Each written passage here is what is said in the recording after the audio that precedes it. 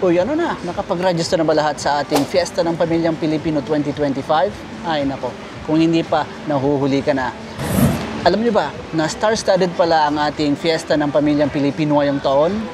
Isipin mo andyan si #1 Netflix PH comedian na si Mr. Alex Calleja. Andyan syempre ang ating napakaganda at napakatalented na si Miss Donalyn Bartolome. Andyan din syempre ang ating content king na si Boss RDR. Andyan si Mr. Leo Consola, Jonathan Manalo ng mga hitmakers sa Pilipinas.